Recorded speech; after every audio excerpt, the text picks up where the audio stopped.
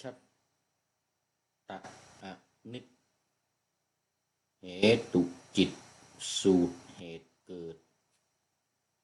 แห่งอายตันเลิศ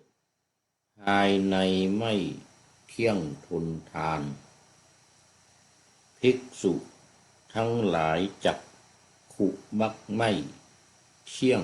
เพล่นพล่านแม้เหตุเพื่อเกิดการอุบัติแห่งประสาทตาก็ไม่เที่ยงจักขุที่จักขุอุบัติจากอนิจจาที่ไหนเที่ยงเล่าหนาทุกแห่งไม่เที่ยงจริงๆขอถวายความนอบน้อมแด่พระรัตนตรัยมีพระพุทธเจ้าเป็นต้นขอถวายความเคารพพระมหาเถระพระเถรานุเถระเจ้าคณะพระสังฆาธิการทั่วโลกมีพระเดชพระคุณพระธรรมเสนาบดีเจ้าคณะภาค7วัดพระธาตุวสุเทพเป็นต้นและขออำนวยพรแด่ท่านผู้ฟังท่านผู้ชมสาธุชนพุทธบริษัททั้งหลายวันนี้รายการพระปฏิปิฎกลอยฟ้าก็ลอยมาจากวัดโพศูนย์ปฏิบัติธรรมวัดพระธาตุวสุเทพเกาะไอกาน่าเมืองทานลินประเทศเอสโตเนีย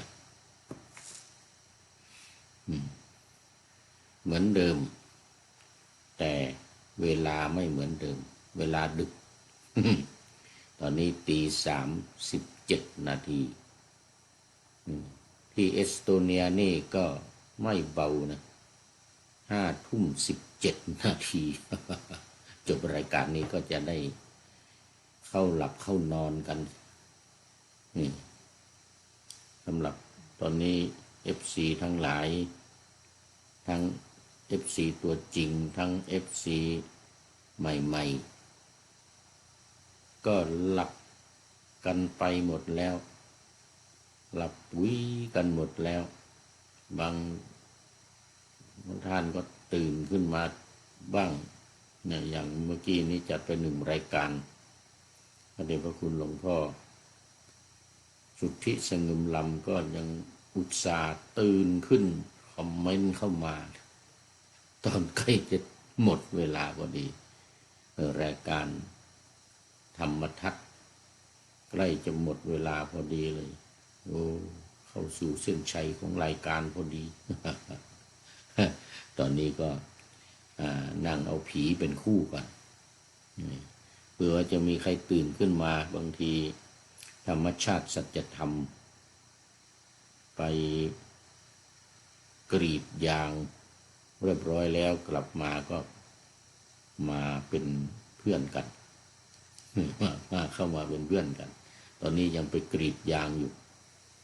ตั้งแต่เที่ยงคืนจนถึงตี 3 ตี 4 ตี 5เอามันเสร็จว่าพอเสร็จแล้วก็มาคอมเมนต์รายการแต่ตอนที่กรีดยางรองยางอยู่นี่ไม่สะดวกมือก็เปื้อนอะไรก็เปื้อนเปิดเฟซเปิดไลน์อะไรก็ไม่ได้เอาให้เสร็จหมด ก็อาจจะมีนะครับเพราะว่าอย่างเมื่อกี้นี่หลวงพ่อสุดพระเดชพระคุณหลวงพ่อสุทธิสงึมลำก็ยังเข้ามา ตอนดึกๆนี่แหละมาเป็นคู่กับผีเลย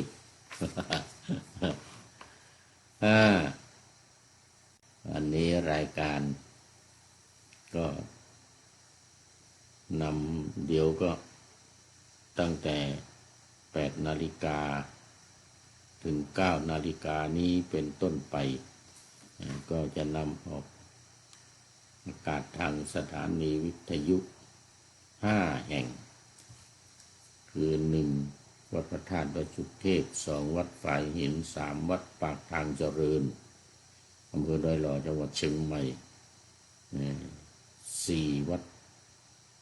พระพุทธบาทอุดม อำเภอฝางจังหวัดเชียงใหม่เรานี่แหละและ5จังหวัดลำปางวิทยาลัยสงฆ์นครลำปางมจรวิทยาลัยสงฆ์หรือมจรวสวส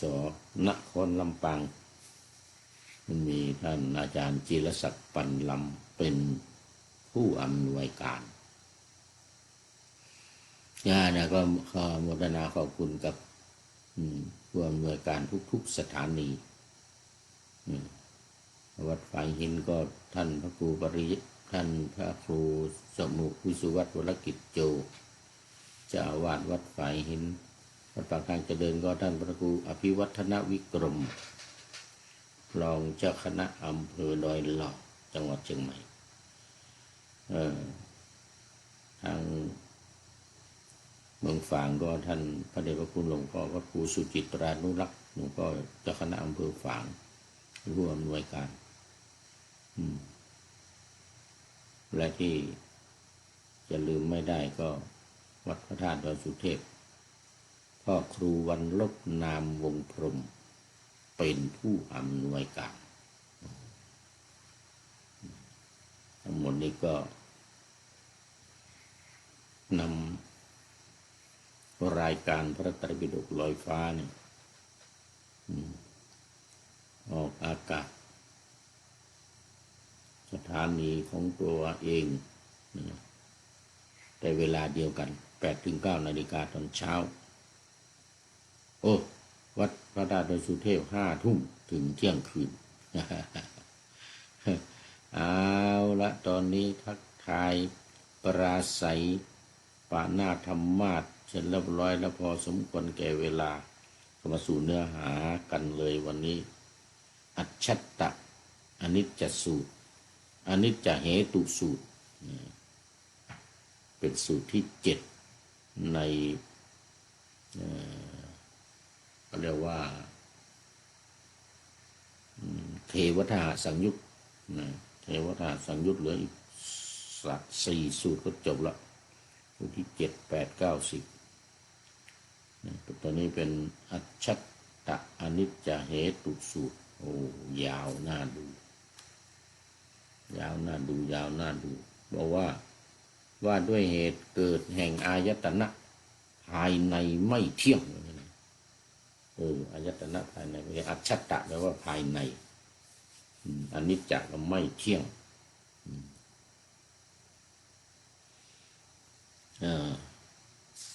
ตามที่ได้ปานหน้าธรรมะ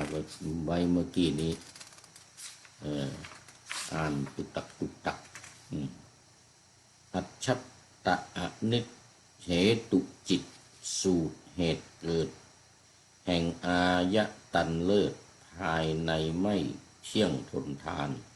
ภิกษุทั้งหลายจักขุมักไม่เที่ยงเพล่นพล่านแม้เหตุเพื่อเกิดการอุบัติแห่งประสาทตาก็ไม่เที่ยงจักขุอุบัติจากอนิจจาที่ไหนเที่ยงเล่าหนาทุกแห่งไม่เที่ยงจริงๆไม่เที่ยงจริงๆเรื่องวันนี้มาดูเนื้อหาในพระไตรปิฎกกัน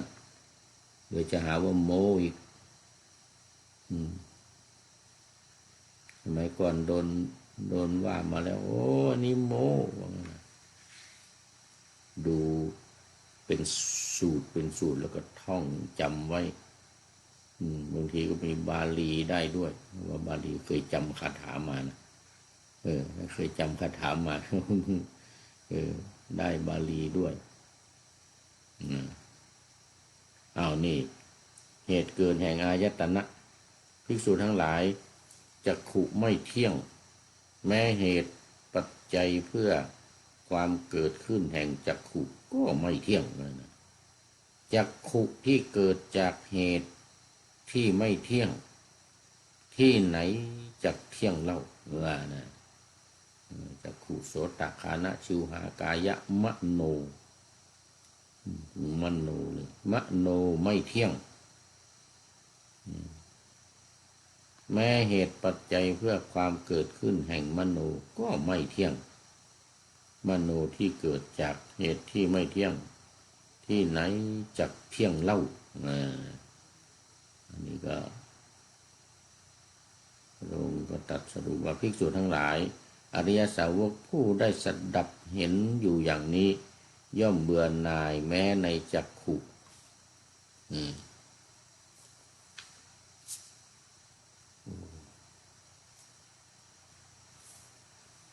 ย่อมเบื่อหน่ายแม้ในจักขุ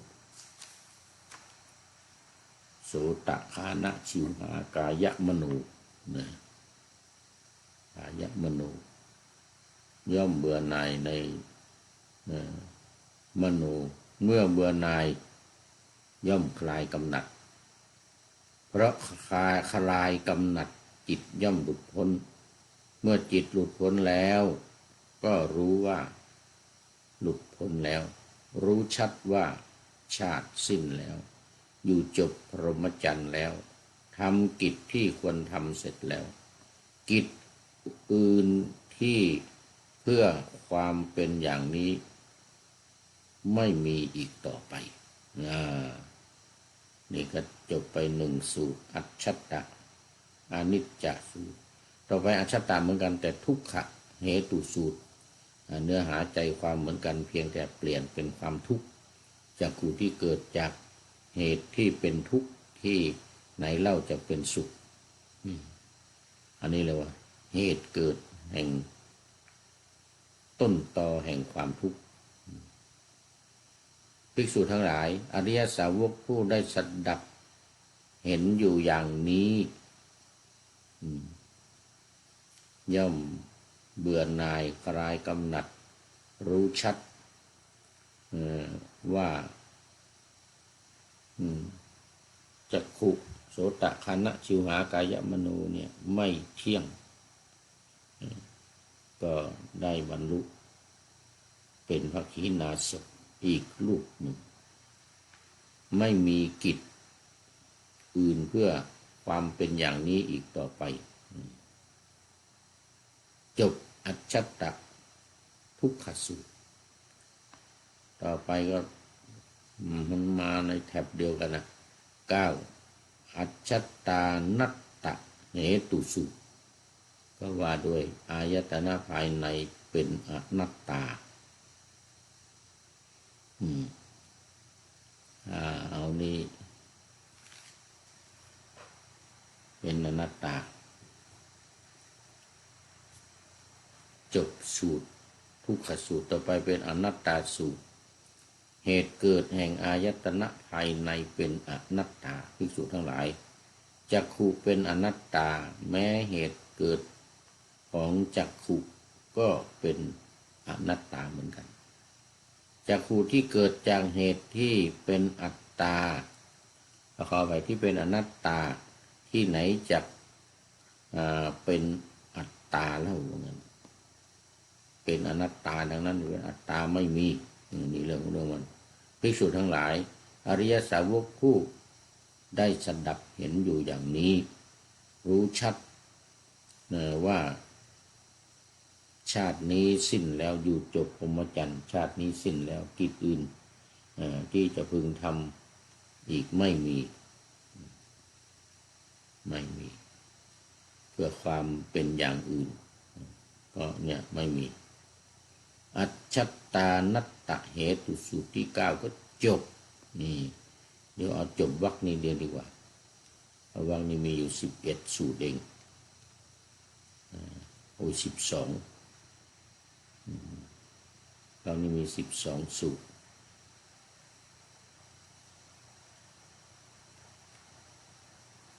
เอามาสูตรที่9เนี่ยอนัตตสูตรนี้ก็จบสูตรที่9ต่อไปสูตรที่10พาหิรานิจจะเหตุสูตรว่าด้วยเหตุเกิดแห่งอายตนะภายนอกเนี่ยไม่เที่ยงภิกษุทั้งหลายรูปไม่เที่ยงแม้เหตุเป็นปัจจัยเพื่อความเกิดขึ้นแห่งรูปก็ไม่เที่ยง รูปที่เกิดจากเหตุที่ไม่เที่ยงที่ไหนจักเที่ยงเล่าอันนี้จากโสตะจักขุโสตะแล้วก็เป็นสัทธะคันธะรสะโผฏฐัพพะธรรมารมณ์ไม่เที่ยงแม้เหตุปัจจัยที่ทำให้เกิดในธรรมารมณ์ก็ไม่เที่ยงอีกเหมือนกันที่ไหนจะเที่ยงเล่านะภิกษุทั้งหลายอริยสาวกผู้ได้สัตดับเป็นอยู่อย่างนี้รู้ชัดว่าชาตินี้สิ้นแล้วอยู่จบพรหมจรรย์ไม่มีกิจอื่นเพื่อความเป็นอย่างนี้อีกต่อไปพาหิลานิจจเหตุสูตรที่10ก็จบ11ที่2นี่ก็เป็นพาหิระทุกขสูตรแล้วก็มาสูตรที่3ก็เป็นอนัตตาพาหิลานัตตสูตรนัตตาเหตุสูตรว่าโดยเหตุเกิดแห่งอายตนะภายนอกเป็นอนัตตาใจความก็เหมือนเดียวกันพาหิรัตตเหตุสูตรที่12จบเทวทหะวรรคที่4จบรวมพระสูตรที่มีในวรรคนี้ทั้งหมดก็คือ1เทวทหะสูตร2ขณะสูตร3ปฐมรูปาสูตร4ทุติยรูปาสูตร5ปัทมเหตุณเหตุกะหากสูตรแล้วก็6ทุติยนัตตหากสูตร7อัจฉัตตอนิจจาเหตุสูตรที่7แล้วก็8อัจฉัตตทุกขเหตุสูตร9อัจฉัตตานัตตเหตุสูตรแล้วก็10พาหิรานิจจเหตุสูตรในเราเดี๋ยวค่อยดูกันจะได้มาหรือเปล่าเอาขึ้นสู่นี้รอเลยขึ้นสู่นี้รอ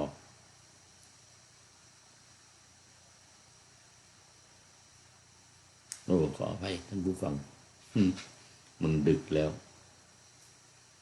หลังตาชักหย่อนแล้วทีเนี้ยหลังตาชักหย่อนแล้วมาวรรคใหม่เลยคนนี้นวปุรานวรรคว่าด้วยกรรมใหม่และกรรมเก่า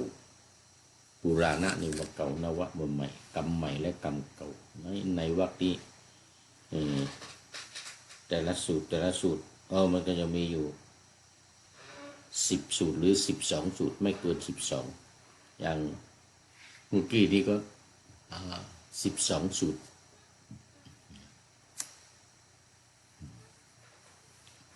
เอาเริ่มแรกเลยทีนี้เดี๋ยวมันจะไม่ทันเวลา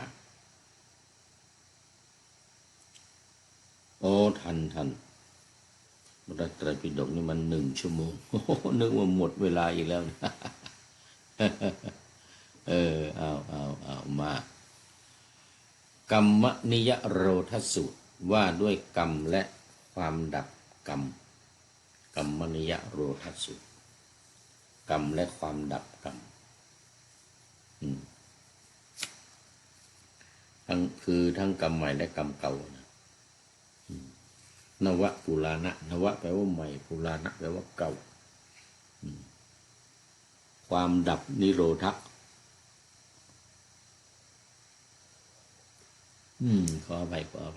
จากง่วงแล้วทีนี้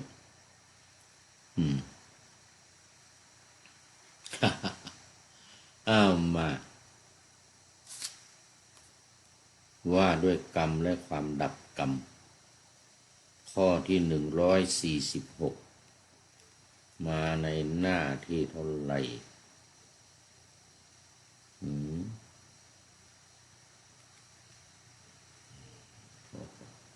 ไว้ก่อน146ก่อนถ้าผู้มีพระภาคอะไร เทวาสิกอุ้ยเลยมาแล้วนี่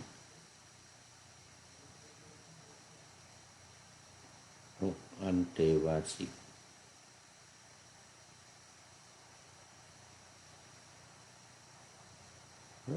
หายไปไหนนี่ไม่ได้ความแล้วนี่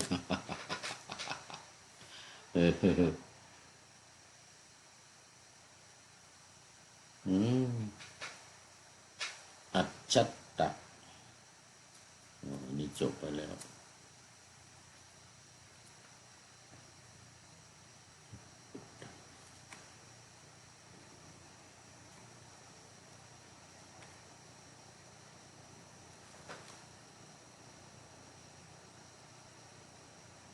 โอ้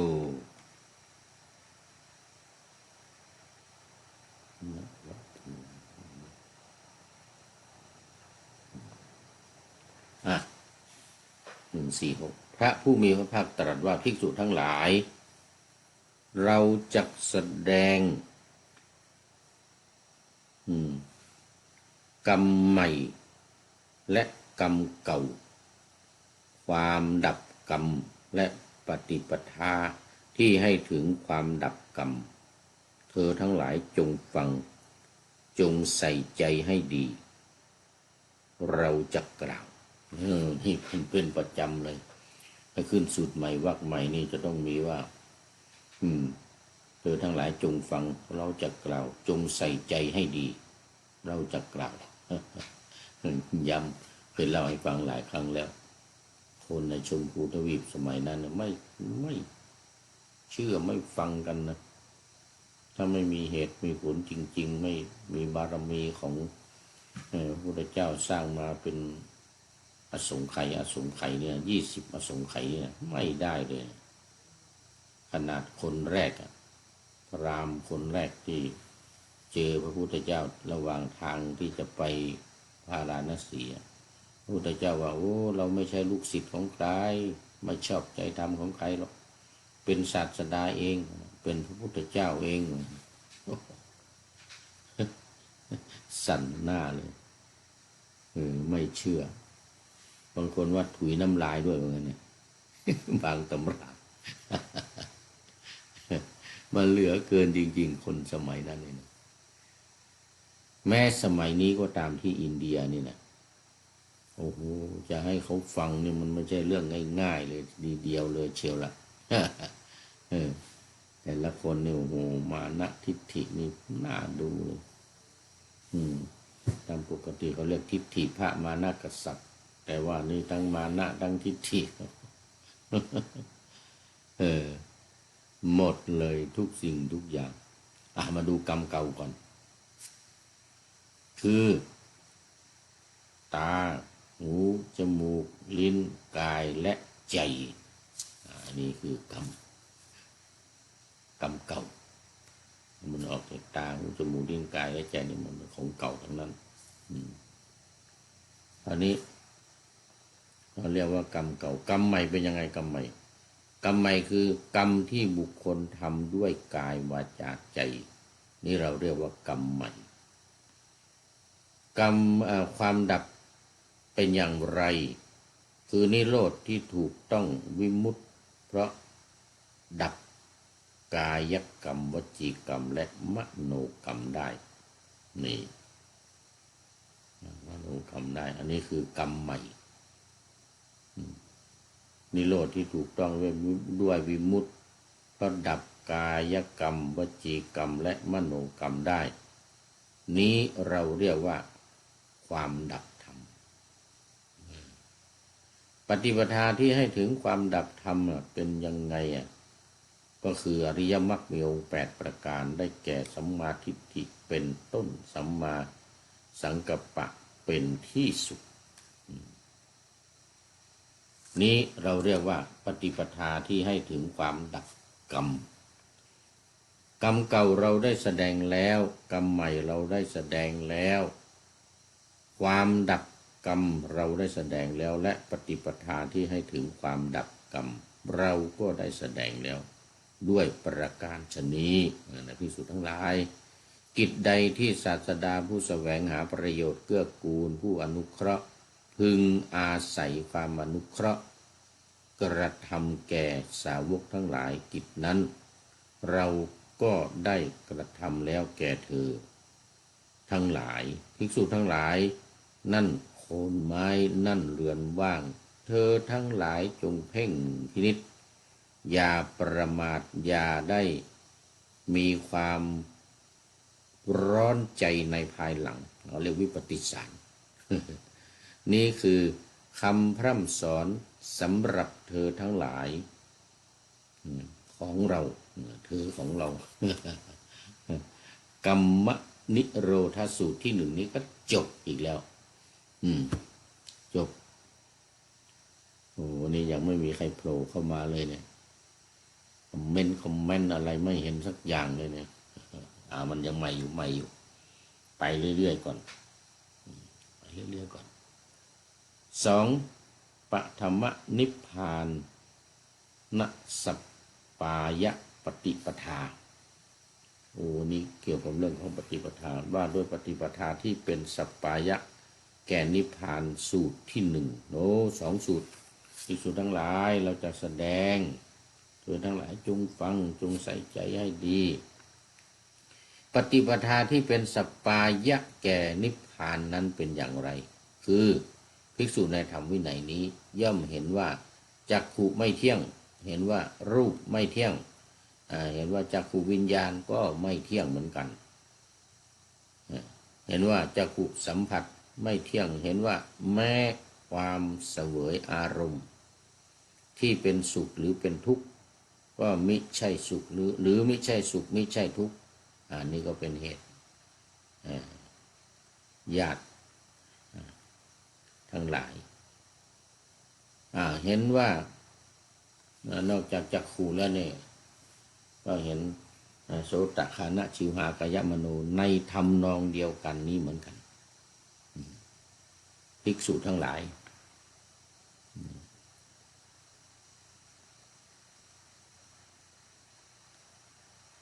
หรือทุกข์หรือไม่ใช่สุขไม่ใช่ทุกข์ที่เกิดขึ้นเพราะมโนสัมผัสเป็นปัจจัยก็ไม่เที่ยงปฏิปทาที่ให้สัปปายะแก่นิพพานเป็นอย่างนี้แหละอันนี้เป็นปฐมนิพพานสัปปายะปฏิปทาต่อไปเป็นสูตรที่3ทุติยนิพพานสัปปานสูตรเหมือนเดียวกันเลยด้วยปฏิปทาที่เป็นสัปปายะแก่นิพพานสูตรที่2แต่เนื้อหาสาระใจความเหมือนเดียวกันกับสูตรที่1สูตรที่ยองนี้ก็จบไปเป็นต่อไปเป็นตติยนิพพานสัปปายะปฏิปทาสูตรโอ้นี่ยาวจริงๆ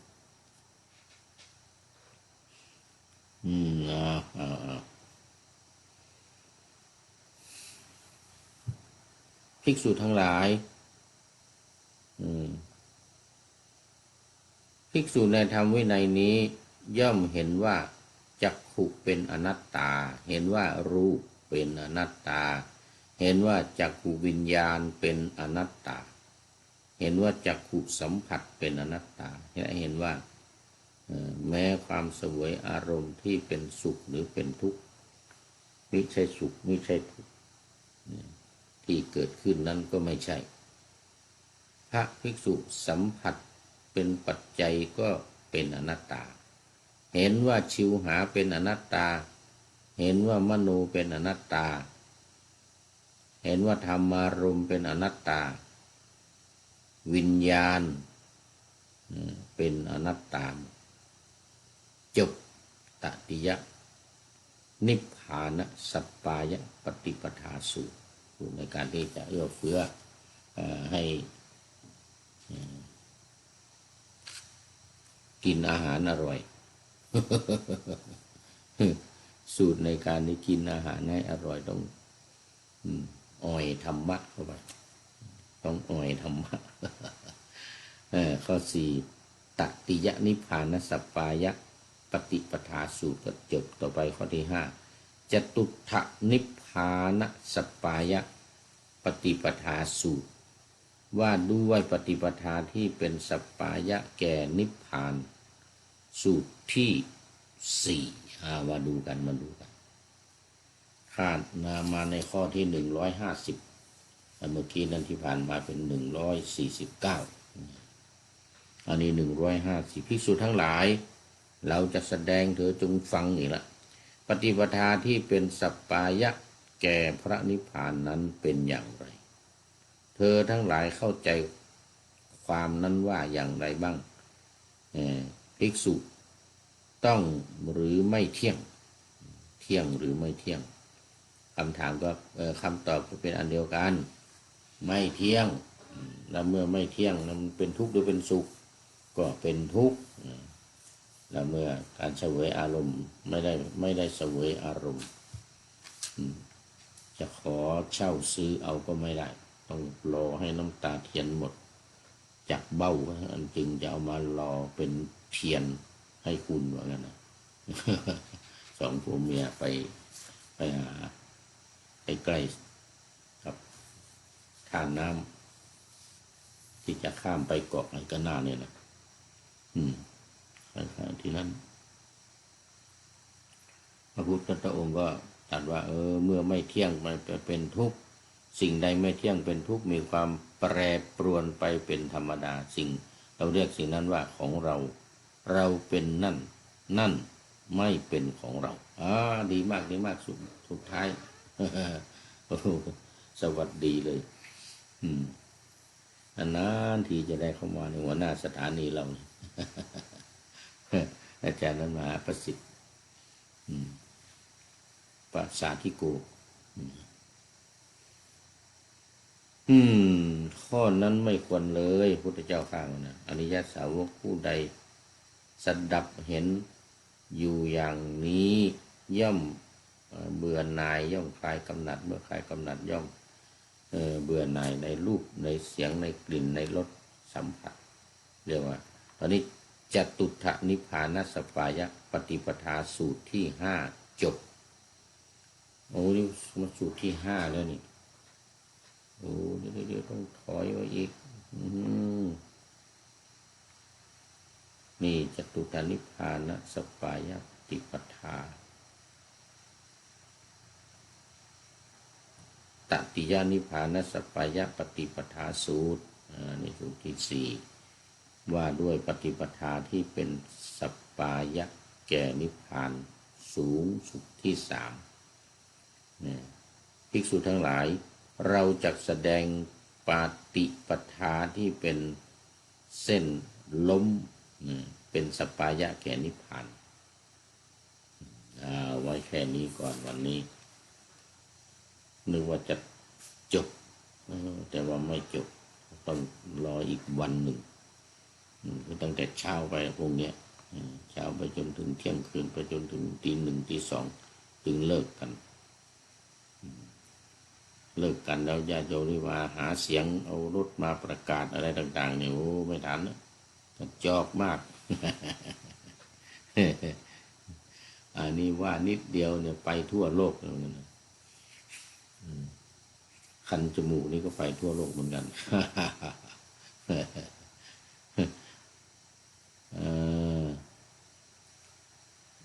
BTS ต่ำไปอีกแล้ว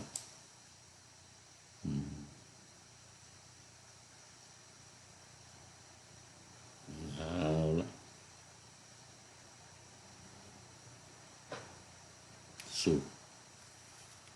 ในวรรคนี้นิพพานสัปปายะปฏิปทาสูตรว่าด้วยปฏิปทาที่เป็นสัปปายะแก่นิพพานสูตรที่3ภิกษุทั้งหลายเราจะแสดงปฏิปทาที่เป็นสัปปายะแก่เธอทั้งหลายจงพึงจำเอาไว้ในสำนักนี้ปฏิปทาที่เป็นสัปปายะแก่พระนิพพานเป็นอย่างไรคือภิกษุในธรรมวินัยนี้เนี่ยย่อมเห็นว่าจักขุเป็นอนัตตาเห็นว่ารูปเป็นอนัตตาวิญญาณจักขุในอนัตตาเนี่ยหรือว่าจักขุสัมผัสชาเวทนาคือความรู้สึกเกิดขึ้นของ ของคุณลุงจักขุสัมผัสอนัตตาแล้วก็มาดูว่าชิวหาหรืออนัตตาเนี่ยเห็นว่ามโนเป็นอนัตตานะเห็นว่าธรรมดาเป็นอนัตตาเห็นว่ามโนวิญญาณเป็นอนัตตาเห็นว่ามโนสัมผัสเป็นอนัตตาคือตั้งแต่จักขุโสตคานะชิวหากายะมโนไปเนี่ยกายะไปเนี่ยมาใกล้กับบ้านต้าเนี่ย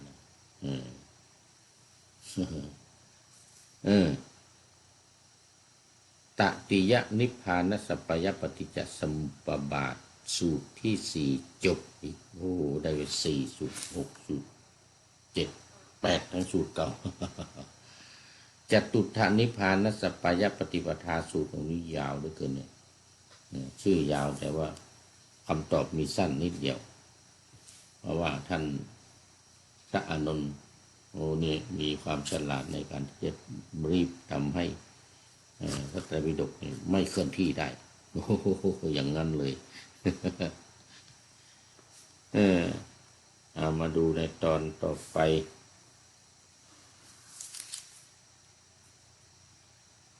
ปฐมรูปานัสสุนี่ส่วนใหญ่บรรลุอรหันต์ล้ำเลิศล้วนด้วยสัจธรรมเป็นอรณีตะอรณีได้อรหัตผลเป็นพระขีณาสพบรรลุภพปะกันในภพหน้าในชาติหน้าปฐมรูปารามสูตรผู้ยินดีในนามที่สูตรที่ว่าอันหนึ่งมนุษย์เทวดาทั้งหลายยินดีในรูปรื่นรมในรูปเพลิศในรูปาเพลิดเพลินในรูปหนาเพราะรูปแปรผันออกไปและดับเทวดาและมนุษย์จึงทุกข์ใหญ่มนุษย์จึงทุกข์ใหญ่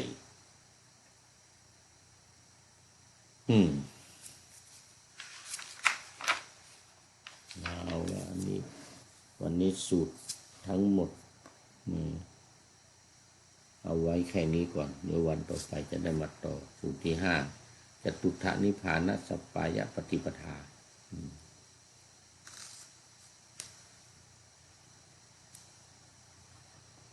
ภิกษุทั้งหลาย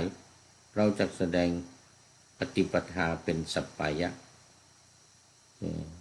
ปฏิปทาที่เป็นสัพพยะและแก่นิพพานนั้นเป็นอย่างไรเธอทั้งหลายเข้าใจความนั้นข้อความนั้นว่าอย่างไรจักขุเที่ยงหรือไม่เที่ยงไม่เที่ยงพระพุทธเจ้าข้าจักขุวิญญาณเที่ยงหรือไม่เที่ยงไม่เที่ยงพระพุทธเจ้าข้าตาหูจมูกลิ้นกายใจไม่เที่ยงทั้งนั้นส่วน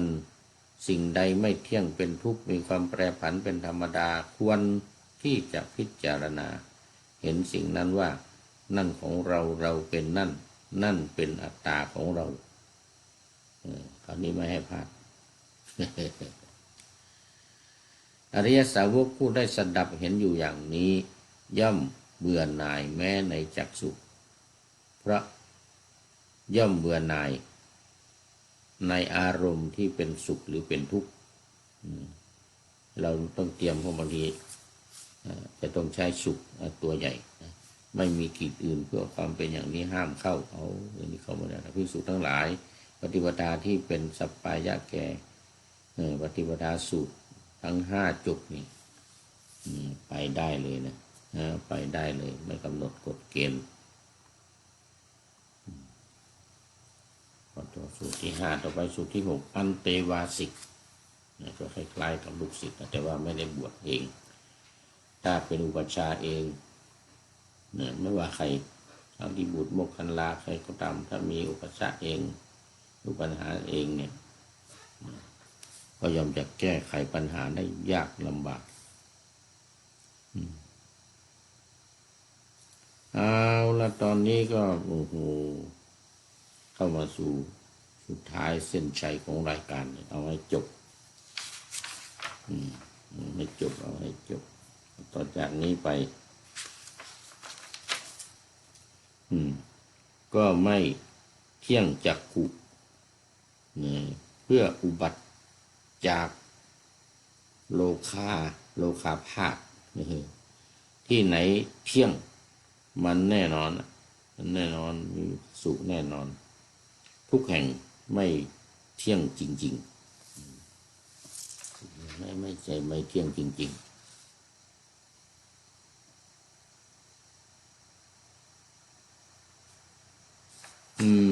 เอาละส่วนภิกษุผู้ไม่มีอันเตวาสิกเรามาดูส่วนภิกษุผู้ไม่มีอันเตวาสิกไม่มีอาจารย์และย่อมอยู่เป็นสุขสบายเป็นอย่างไรที่ว่าที่ว่าพราหมณ์สั่นหัวให้นะแล้วก็หลีกไปอีกประการหนึ่งทำที่เป็นบาปอกุศลมีความลำดับเส้นไปเกื้อกูลแก่ประโยชน์แก่สังคมและเทวดาและมนุษย์ทั้งหลายย่อมไม่เกิดขึ้นแก่ภิกษุเพราะลิ้มรสทางลิ้นทำที่เป็นอกุศลเหล่านั้นแล้วก็สลัดทิ้งไป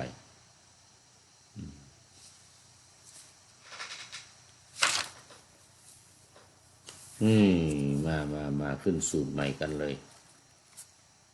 วรรคใหม่ด้วย7 มัตนะ7 กะมัตถิยพรามมัตถิยพรหมจริยสูตรว่าด้วยคำถามเกี่ยวกับประโยชน์ของการประพฤติธรรมหรือพรหมจรรย์ประพฤติธรรมหรือพรหมจรรย์ภิกษุทั้งหลายถ้าอัญญเดียรถีย่อมไม่ปรากฏทั้งหลายพึงถวายเธอทั้งหลายพึงถวายน้ำก็พอท่านผู้มีอายุทั้งหลายท่านทั้งหลายนี่แปรประพฤติไปหาขุมห้องก่อนี่สมณะโคโดมเหมือนกันนะลงละเอียดตามเลือกตามเนี่ยสมณะโคโดมนี่152หน้าที่152จะเป็นพระไตรปิฎกเล่มเล็กนะแต่ว่าเป็นสีชมพูหรือสีแดงแล้วก็แดงเลือดหมูนะ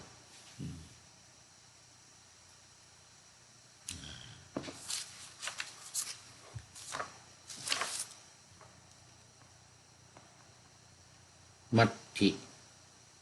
ยพรามมจริยสูตรว่าด้วยคำถามเกี่ยวกับประโยชน์ของการประพฤติพรหมจรรย์เธอทั้งหลายถูกถามอย่างนี้พึงตอบอย่างนี้อัญญเดียรถีปรินิพพานแล้วนั้นอย่างนี้พระผู้มีพระภาคตรัสว่าผู้มีอายุทั้งหลายเราทั้งหลายประพฤติพรหมจรรย์ในสมณโคดมเพื่อต้องการอะไรเธอ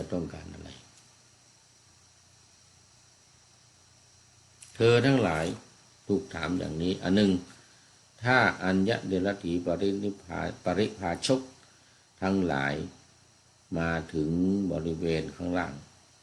บริเวณถ้ำสุกรคาตาผู้มีอายุภิกษุทั้งหลายทุกลูกทุกถิ่นก็คลายกำหนัดมาตั้งแต่เช้าคลายกำหนัดได้เธอทั้งหลายถูกถามอย่างนี้ว่าพึงตอบแก่อัญญเดียถีทั้งหลายเหล่านั้นเป็นต้น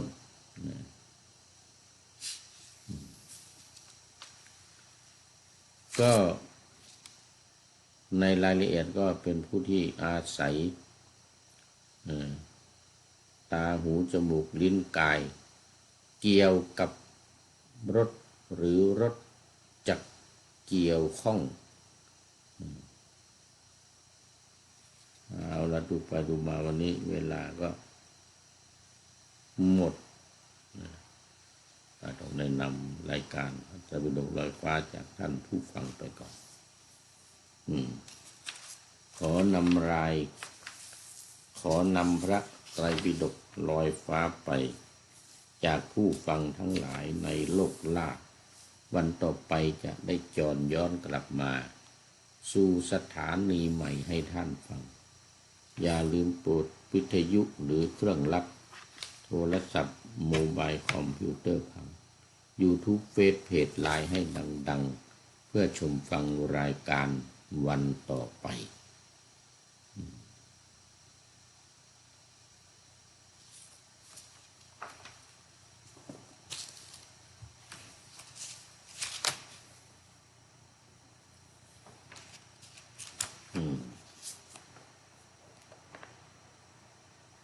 ทุกแห่งไม่เที่ยง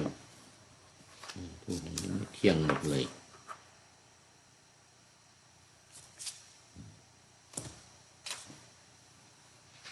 อัตถี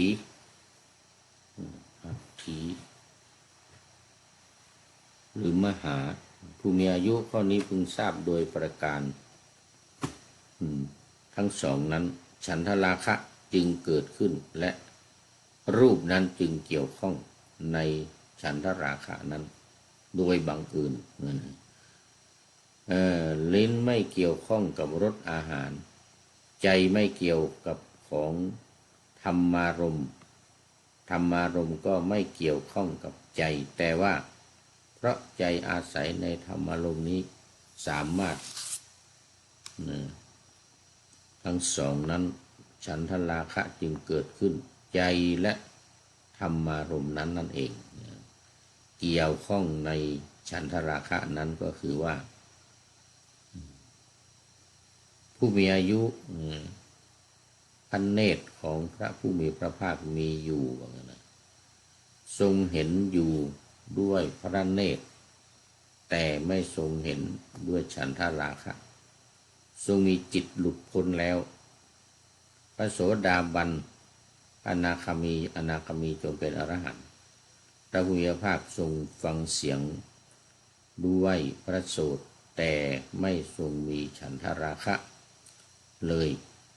ทรงเห็นจิตหลุดพ้นดีแล้วเนี่ยพระนางนาสิกาพระผู้มีพระภาคมีอยู่ฉันใดเอวังก็ฉันนั้นโอ้นึกว่ามันหมดเวลามันยังพอมีอยู่เอาเดี๋ยวสูตรต่อไปกามภูสูตรว่าด้วย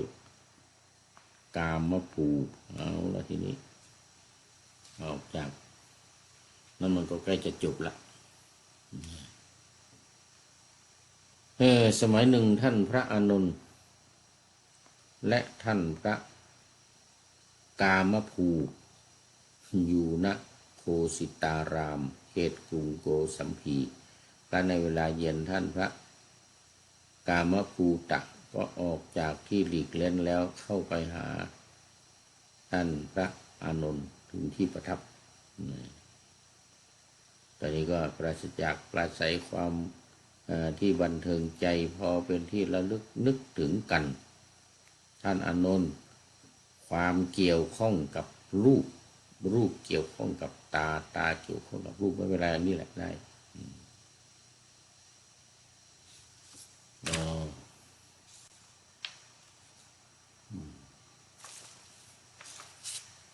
ท่านอานนท์ตาเกี่ยวข้องกับรูปเกี่ยวข้องกับตาสิ้นลิ้นเกี่ยวข้องอยู่กับรสแล้วก็รสเกี่ยวข้องอยู่กับลิ้นใจเกี่ยวข้องกับธรรมารมณ์มารดาและบิดาสอง กับใจหรือท่านพระอานนท์ตอบว่าแล้วใกล้จะจบท่านกามภูข้อนั้นเพราะเหตุไรเพราะราคะนั้นไม่มีกล่าวถึงรูปเพียงเล็กน้อยเลยข้อนั้นเพราะเหตุไรภิกษุทั้งหลายราคะของภิกษุโทสะของภิกษุและโมหะของภิกษุมีรูปใดรูปหนึ่งในรสที่พึงรู้แจ้งทางลิ้นทางตาจมูกกายและใจเป็นต้นราคะของภิกษุหรือภิกษุมีรูปใดรูปหนึ่งในธรรมะรู้พึ่งที่พึ่งเพื่อความรู้แจ้งทางใจบนโมหะอยู่ที่นี่ด้วยเอาแล้วตรงนี้ทางการบ้านเมืองวัดต้องรบต่อเหมือนกันนะเพราะนั้นเพราะเป็นอะไรเพราะราคะเข้าไปเผาไหม้ในร่างกายในจิตใจนะ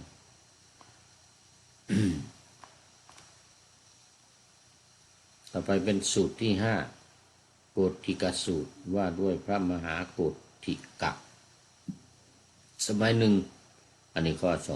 232ท่านพระสารีบุตรกล่าวกับมหาโกฏฐิกะว่าอยู่ณป่าอิสิปตนมฤคทายวันเมืองพาราณสีคันในเวลาเย็นท่านก็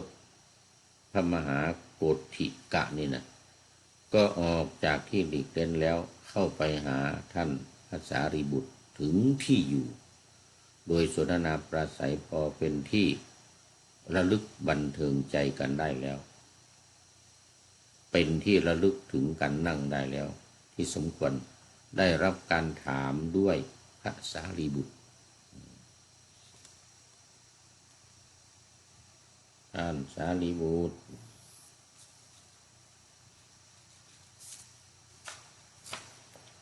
ตาเกี่ยวข้องกับรูปรูปเกี่ยวข้องกับตาลิ้นเกี่ยวข้องกับรสรสเกี่ยวข้องกับน้ำในใจคือเอาใจใส่เกี่ยวข้องกับธรรมารมณ์ทั้งหลายเป็นแดนสุขนะเพื่อป้องกันกับอกกับใจหรือไม่ว่าท่านพระสารีบุตรตอบว่าท่านโกฏฐิกาตาไม่เกี่ยวข้องกับรูปรูปไม่เกี่ยวข้องกับตาแต่เพราะอาศัยตาเป็นที่อยู่ของรูปจึงเห็นลิ้นไม่เกี่ยวข้องกับรสรสก็ไม่เกี่ยวข้องกับลิ้นแต่พระอัฏฐยาศัยสิ้นและรอทั้งสองก็เป็นการยากอาศัยใจและธรรมารมณ์ทั้งสองนั้นฉันทราคะจึงเกิดขึ้นจบไปอีกสูตรหนึ่งวันนี้ต้องคงไม่ทันแล้วคงไม่ทันเอาไว้แค่นี้ก่อนแล้วต่อไปเราก็จะไปได้มาว่าอีกโกฏฐิกสูตรนี่ก็ที่ห้านี่ก็จบไปก่อนอันนี้ข้อที่6เป็นกามภูสูตรว่าด้วยพระกามภูอันนี้เอาไว้ในวันต่อไปวันนี้เวลาของรายการหมดแล้วมา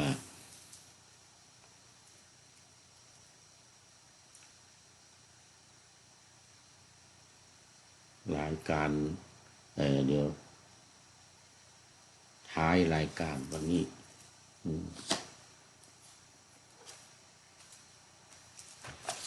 ท้ายรายการวันนี้นี่เกี่ยวกับแม่ฝากเป็น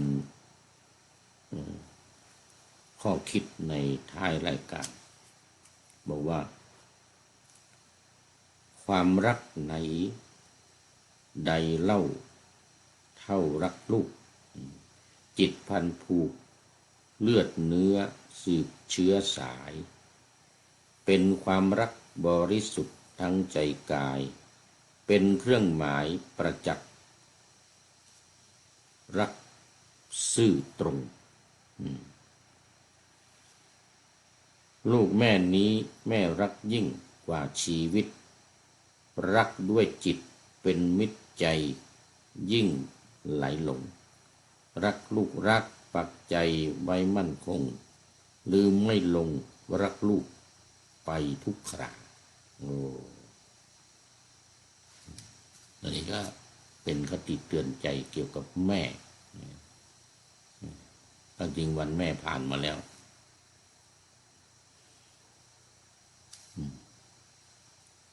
เอาละตอนนี้